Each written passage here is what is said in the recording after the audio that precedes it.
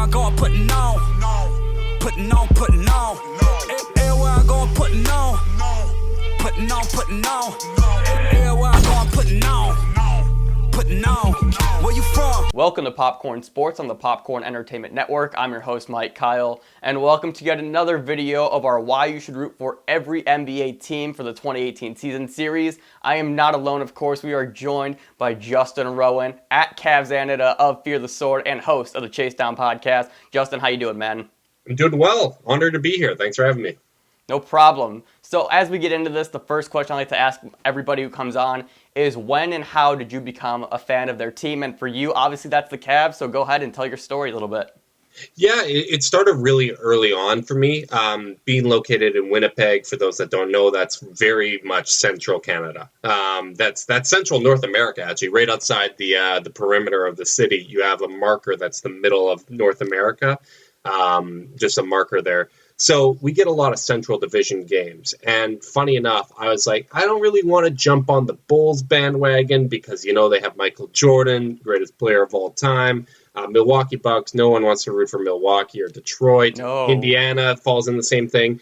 And then the Cavs, they were a fun young team. You had Carlos Boozer, and then obviously LeBron James ended up being a big factor of that. But I find with fandom, the biggest thing is whether or not you can identify with the fan base.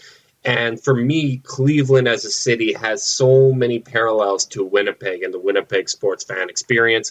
Both cities had their favorite team, the one that they hold dearest to their hearts, taken away from them, whether it be the Browns or the Jets. Both cities had their team returned to them. Winnipeg has a cursed sports history, so that underdog mentality was something that I found relatable, and ultimately that's what made me be a Cavs fan even after the decision the first time around, and once again after the second departure of LeBron. So you've been in it since the beginning. I've been in for a very long time. The first name you dropped was Carlos Boozer. Now, I'm 21. I'm from Cleveland, for those of you that don't know. So, I've been in this for quite a while like you. But if that's the first name you dropped, I know that you're a real one. I know for a fact you're like, I'm here. So that is really cool, really cool. So hang on. So what are some of the other parallels? Obviously, you just named one, obviously, with the biggest franchise in each team moving. But what's another just parallel between Cleveland and Winnipeg? Oh, man, you're going to make me go through some of these painful memories. Well, oh, no, I'm sorry. I'm so sorry. I'm a diehard Winnipeg Blue Bombers fan, CFL football. There was one year where they had the highest scoring offense in the league, and their Hall of Fame kicker missed about 5 field goals in a game they lost by 3, a championship game that they lost by 3. There was another year where they were clearly the best team, and then as they were running out the clock in the conference finals, botch snap, and the starting quarterback tears his arm out of its socket. So in the championship game, they were playing with a rookie quarterback who it was his first career start. They came very close to winning, but they lost to our most hated rivals and gave Saskatchewan their first Grey Cup in decades. Just defeat after defeat, painful heartbreak after painful heartbreak. I was born in 91. The last time the Bombers have won was back in 1990, so they haven't won since I've been here. Obviously, the Jets haven't had much success until this past season, so hopefully Cleveland breaking my sports failure experience translates to success in other areas. Let's hope. And with that being said, let's just go over it. Let's get into some general overview of the Cavs. So for those of you that don't know, this is something I like to do, just kind of start the series and just kind of give you a little bit of a feel for each team. So the Cavs joined the NBA in the 1970s, actually to 1970 to be exact, and they're called the Cavaliers because the Plain Dealer, which is the local paper here, actually held a contest to see what the team name would be, and that was the winning entry. They have 22 playoff appearances and one sweet championship in 2016, and they play in the Central Division, which, as Justin mentioned, features Chicago, Indiana, Detroit, and Milwaukee. And one more thing I like to add, because you know how people in March Madness, are you guys into March Madness up there? Oh yeah, it's a big deal. Cool, so I can make this reference then. So in March Madness, one of the common things is to just pick teams based off of colors if you have no idea what the hell's going on. And so with that, I do like to give that into some perspective as well. So you have the wine and the gold, as well as it's almost like a navy and a black. For whatever reason, they decided to use both colors for their new transition. I don't understand why, but those are the colors for the Cavs if you like to choose your team based off of the colors.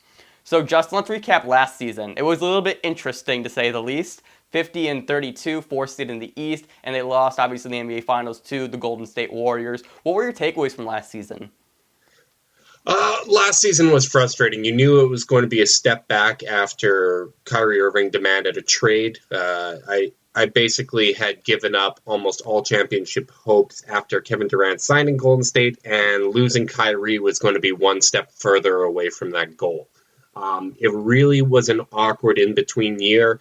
The thing people don't realize is 3 out of the 4 years that LeBron was in Cleveland here in this second era, he had the option to leave after the season, and that was something that was always held over their head. So this was the 1 year where all of a sudden you start to wonder whether or not the Cavs would be able to pitch him the best basketball situation. So for that reason, there was a lot of uncertainty, a lot of pressure put on the organization. You lose your tenured general manager there, David Griffin, and have one of the youngest general managers ever stepping into this pressure cooker right off the bat. So you had a ton of turnover mid-season where half of the team got traded away, and somehow this team still managed to find a way to make the finals, despite being the second worst defense in the NBA. It was a uniquely Cleveland experience. They were certainly counted out many times, and justifiably so, but they still found a way to get it together when it counted and at least make the NBA Finals. So for me, it was really interesting because all year I was like, there's no way we win. There's no way the Cavs win. There's no way they beat Golden State. But what actually ended up happening was toward the end of the year, I started working for the Cavs. Okay. And it was the last regular season games in March and then throughout the playoffs. And then, as LeBron is just doing his thing and being able to see that up close, especially during the playoffs where, he's hitting game winners left and right, it was one of those things where it's like, okay, he might actually be able to pull this off. But obviously when you go up against a super team like that, where you are facing a 4-headed, 5-headed dragon, however you want to call it, there's just no possible way for one human to contribute everything and do everything for a franchise. It's a very, very quick reality check when you go against a team of that caliber. And that's exactly what it was. So with all this fallout, the good thing to come out of the Kyrie trade, in my opinion, is Colin Sexton. And with that, let's shift over to this year's roster. Returning, we have, obviously, Kyle Korver, JR, Kevin Love, Tristan. Adding Colin Sexton. Obviously, we re-signed Channing Frye. I blanked on his name for a second. And Chetty Osman's back as well. We traded for Sam Decker. I keep saying we, and that's going to drive me crazy. Okay, hang on. Reset. So with all that being said, how do you see this roster shaking up? Because the predictions for the Cavs are all over the place. I think that's justifiable. I think the predictions should be all over the place because there's one of two ways that this season can go. Either the Cavs emphasize making the playoffs and try to be a buyer throughout this season and look to acquire talent, which, considering the state of the Eastern Conference, when you have Kevin Love, who's one of the only surefire all-stars in the conference, you have a chance to put yourself in that playoff conversation.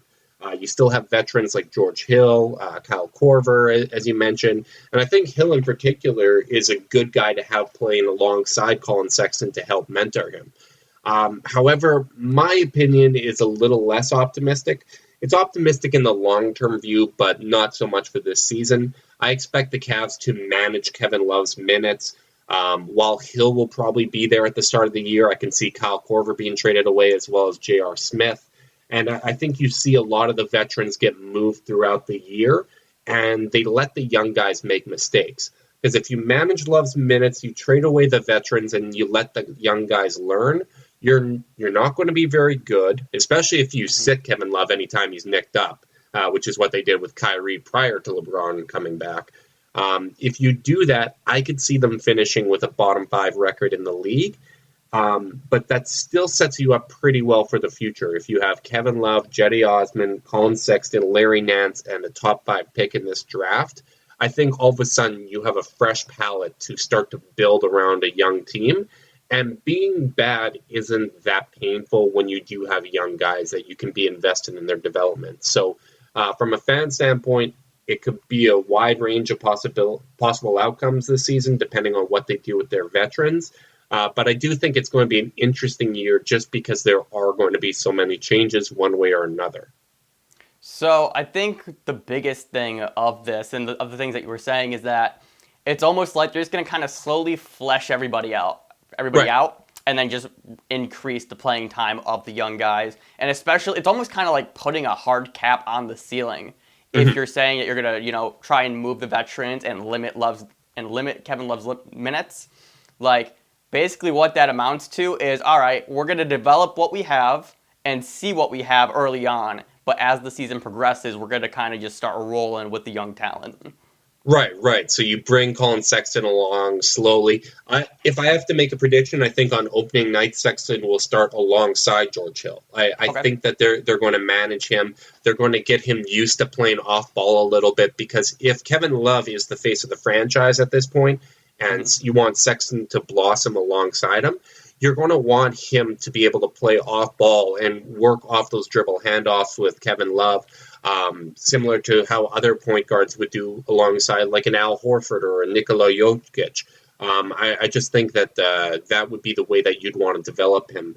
And to make a comparison to another Cleveland team with the Browns, it's kind of like keeping Baker Mayfield in practice, not starting him for the first few games, and then as the season progresses, you hand over the reins and you let him approach the season from a little more preparation before he starts getting all those responsibilities. Right. I think it's going to be interesting, the whole Kevin Love dynamic, especially because you do have this amount of talent in young guys, at least potential talent, should I say. Yeah. And then you gave Kevin Love this huge contract. Kevin Love is locked up, which I think is really ironic because everybody wanted to run Kevin Love out of town the first year he was here. And so for Kevin Love to be kind of like the last pillar standing, I just think there's a beautiful irony in that. But what do you think? Absolutely. What do you think this team does now that LeBron's gone? And here's what I mean by this. Like, that pressure that he brings, it's not there. No, it really isn't. Like, J.R. Smith can make mistakes now, and nobody's going to care. So how do you think that's going to maybe... Obviously, when you have LeBron there, it accelerates the growth of young talent. But do you think that this is going to help them now that he's not there in almost a 2 steps forward, or a 1 step backwards, 2 step forward type way? I think it would depend on the player. If you're someone like Tristan Thompson, who has become accustomed to playing hard every single game in order to have a chance at a championship, I think it's going to be a tough adjustment when you're in your prime to say, okay, all of a sudden it's a bit of a reset. It's a bit of a retooling here. I think Kevin Love, he's been a professional throughout his entire tenure. As you mentioned, he has been the scapegoat a lot of the time. I think he's made adjustments and really emerged as a strong locker room presence. So I don't think he's necessarily going to be an issue there. I think he understands exactly what the vision for this franchise is, and that's part of why he committed long term. I also think bringing in someone like Channing Frye is going to help keep guys motivated. And it seems like the franchise has learned a little bit from the mistakes of the past. You can be young and bad, but you still need to have those locker room, those veterans there to help guide guys and to make sure that the mistakes they're making aren't because of lazy play or just trying to get your own stats, but rather have it be in the service of trying to improve.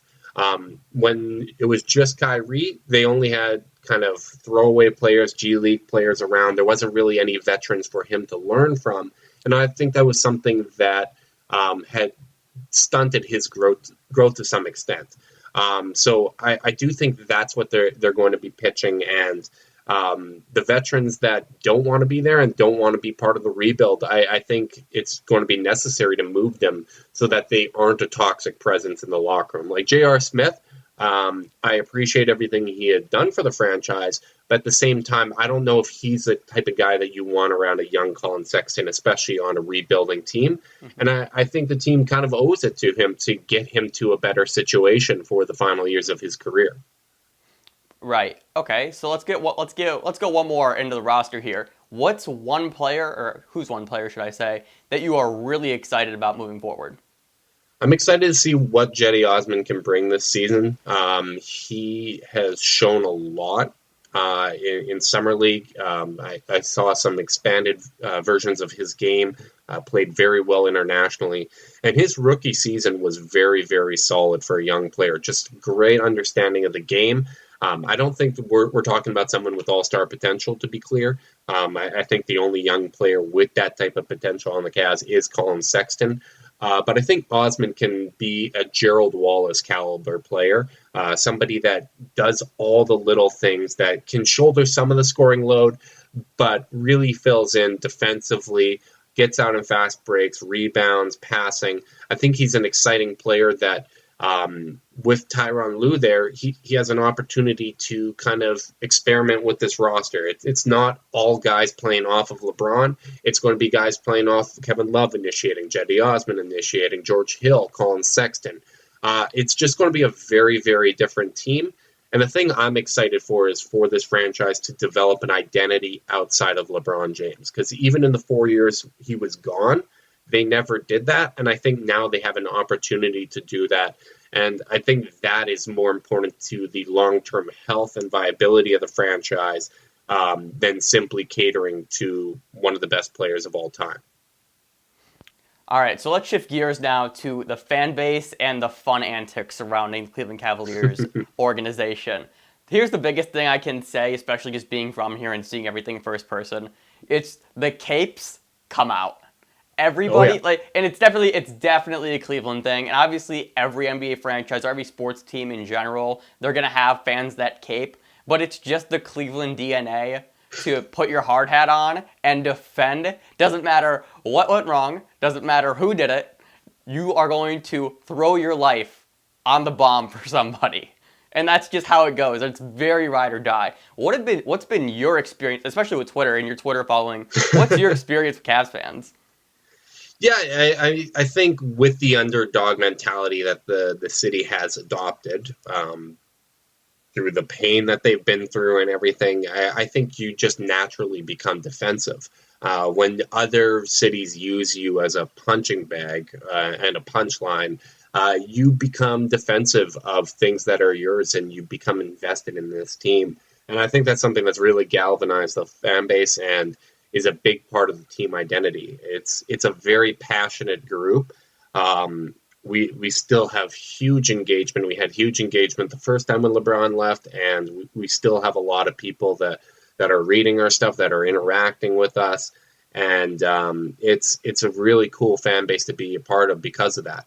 I would rather be a part of a fan base that has fans that go too far in defense of players than one that is apathetic, because there is nothing worse in sports than you caring and nobody else around you caring. So I think that's one of the greatest things that the fan base has to offer. That's definitely an interesting way to look at it, and you kind of touched on it a bit, but I'm curious to know how you see this playing out, especially this year, like the first year that LeBron's gone again with this fan base. Obviously, you said that your engagements and your interactions and everything are still high. But do you think it's gonna kind of reset itself, and then you'll kind of figure out who's actually here, or do you think it's gonna be kind of like a roller coaster with drops and just increases, all the slopes and all the things that come with losing a player like LeBron? Yeah, I think it's going to be interesting. I think to some extent they're going to be connected with LeBron for the next couple of years, especially if the Lakers, as currently constructed.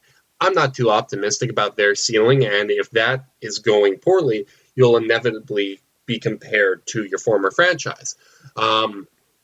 Again, whether or not they go the direction of trying to be a playoff team and actively making moves to achieve that goal, or if they start tearing things down, I think that's going to be a big defining factor.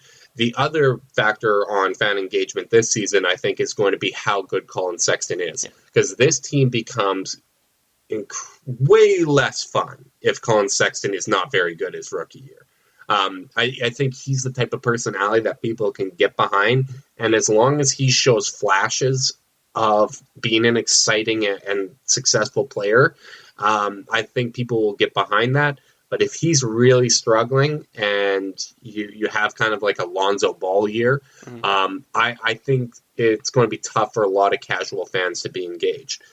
So I think the diehard core is going to be there. I think you're still going to have some lingering fans and interest just as a result of being connected to LeBron and this being the first season after that. But part of why I said that building an identity as a franchise is so important is that stuff is going to wear off. And they need to find a way to become relevant again. And even if that type of relevance is kind of like a Toronto Raptors, where you're making like the second round, maybe you have a conference finals appearance here and there, but it's just kind of sustained good play in the regular season, I think that's a positive. I think that shows stability as a franchise and hopefully would be the type of model that you see the Cavs implement moving forward.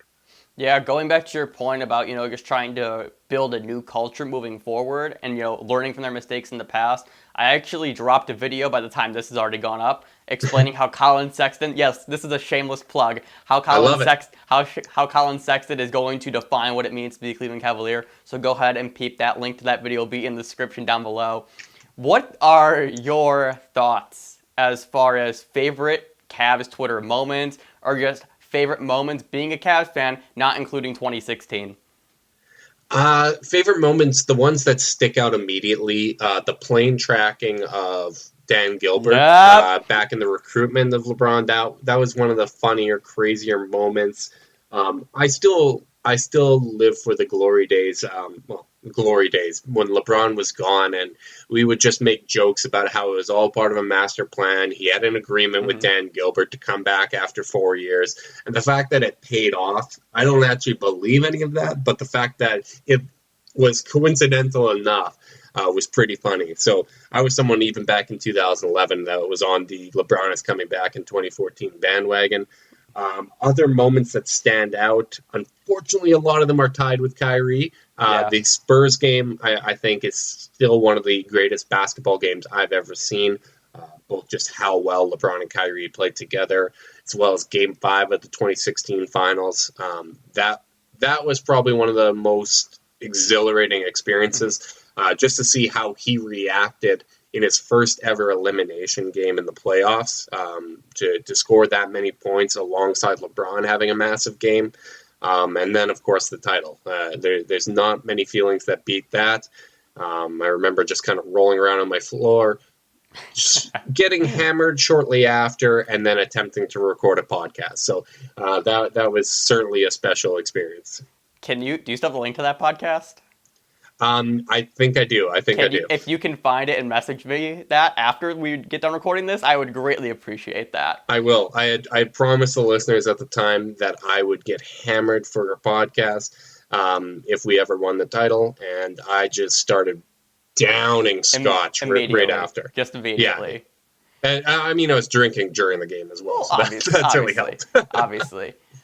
If you could give somebody, let's just say, what's one... All right, so we already talked about Colin Sexton, obviously. But what's one player that you think could surprise people this year?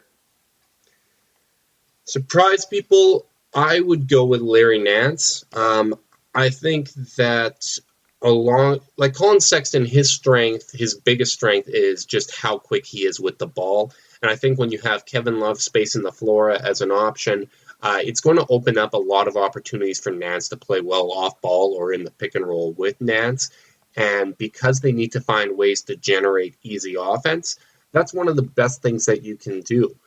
So I think Nance becoming a consistent force on the team and really being a point of emphasis, he can really surprise people. And with the athleticism that he has, just given a role and if he can stay healthy, because that was one of the issues last year, was he was tremendous when he first came over and then he pulled his hamstring. But if that is the case, I think he could surprise some people with what he can do. All right, and we're going to get you up out of here on this. You have 30 seconds to pitch anybody who is not already a Cavs fan why they should be one. Go ahead. Here is my pitch for why you should be a Cavs fan. The most fun thing in sports is transactions. It's drama. And when you have Dan Gilbert as your owner, you know he's going to spend a lot of money. He's going to interfere a little bit. That's okay. But it's out of a place of passion, and there's nothing more fun than those transactions. The Cavs will never be a stagnant team. They aren't a Charlotte or Orlando where those teams just make moves based on financial decisions. Money will be poured into this team. Players will be traded. There will be drama. There will be press conferences between whoever the next Kyrie and Dion is to say that they don't hate each other. So no matter what with the Cavs, there will always be a story, and that's one of the most fun things in sports. I can't believe I went 20-plus minutes and didn't mention Dan Gilbert once, but you beat me to it, and you covered everything that we needed to cover as far as he goes. So, Justin, thank you so much for coming on. Follow him on Twitter, @CavsAnida. Links to all of this stuff will be in the description. He's also on Fear the Sword and host of the Chasedownpodcast. Justin, thank you so much for coming on. And thank you all so much for watching. For Popcorn Sports, I'm Mike Kyle. Take care. Thank you all so much for checking out today's video. If you are new here, click the video right above my head. It's going to give you all the details about the Popcorn Entertainment Network. If you want to see the latest video from this series, click the upper left-hand corner, and be sure to check all the boxes down to the left of me. That includes subscribing, get your butt in the bucket. We'd love to have you as part of our community.